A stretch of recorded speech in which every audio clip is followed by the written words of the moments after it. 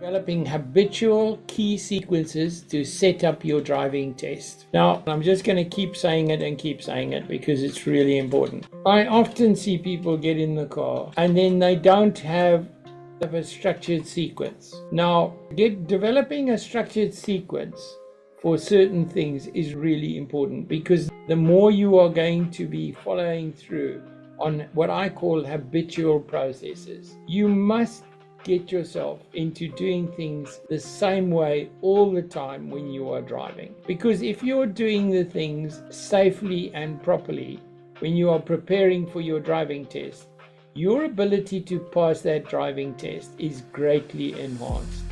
There is no doubt about it at all. So please guys, you need to really take note of this. And the thing is, and this is the beauty about it, if you have a habit that you've set up in your driving, you don't have to think about that habit. You will do it automatically. When I started driving, I can still remember the one thing I had to do, which was really important, was you have to develop the habit of looking ahead and looking in your mirrors while you're driving. You have to just have that focus of looking ahead, looking at everything that's approaching your car, and looking in your mirror. Now, I was extremely serious about doing that correctly, because I realized when I started driving that if you don't develop that habit, it's so easy to get into this conversational type of driving where you are distracted from what you are doing, and then that sets you up for an accident, and sometimes a really serious accident. You have to have the habit of being aware all the time when you're driving. But if my habit wasn't to look for the reflections in cars when I'm doing a blind corner, then I would not have been doing. The blind corner was to the right, there were parked cars on the left hand side, and I could see a very fast approaching vehicle in the reflection of the cars on the corner. So I just told the students, slow down and pull over, let's see where this car is going to go. But the speed at which that car came around that blind corner was completely inappropriate for the situation and could have caused an accident, a very serious accident. So setting up habitual processes, and one of those key habitual processes, which is something you will do hundreds of times in your life and nothing will come of it until that one day that it's really important.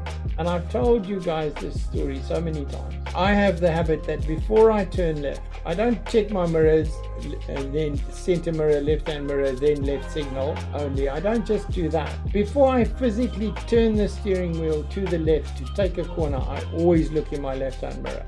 If I'm about to move my steering wheel to the right, I always look in my right hand mirror. Whether there is something there or there is nothing there, I always do it. And again today we had the situation where somebody was overtaking us while we were turning right. You can't believe it. And it was a motorcycle. He was busy. We had our signal on. We were correctly positioned for the right turn. And just before the oncoming traffic was clear. So the oncoming traffic is clear so the motorcycle can overtake us. But it's also clear for us to turn right. No, he overtakes us on the right hand side. You just cannot believe that people can do things which are so endangering of other people. So please guys, be careful. Think about this. It's really important. Develop good habits. Think about those habits. Okay. So what it does to you, it helps you to get rid of your nervousness. If you've got a habit and your habits are good, like for instance, you're approaching a roundabout, you're going to identify what type of roundabout it is.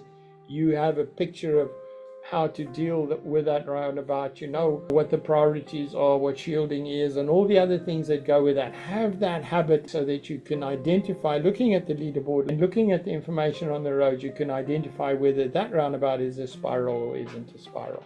Because all of that makes such a difference, yeah? Do you freeze at junctions and second guess your moves? That is also, again, habit. Have the habit of timing cars. Look at a car to see what speed it's doing.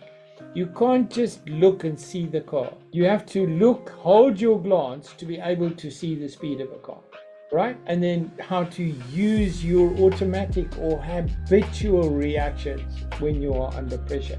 If you've got those developed, when you're not under pressure, when you then come under pressure, they are there.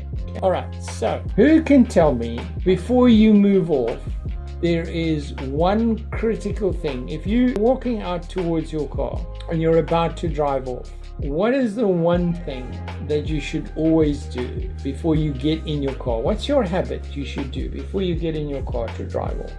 Who would like to take a stab at answering that? Who thinks they know what that habit is? What is that one habit that is really important for you to do before you move off? Check your tires. Guys, when you're walking towards that car, have the habit of looking at the tires. Even now when you're learning to drive, start that when you're going towards your instructor's car. As you're walking towards your instructor's car, start developing the habit of looking at the tires. There's a number of reasons you need to do that. The first problem you have, okay, so a lot of the modern cars today have tire sensors in them, so tire pressure sensors.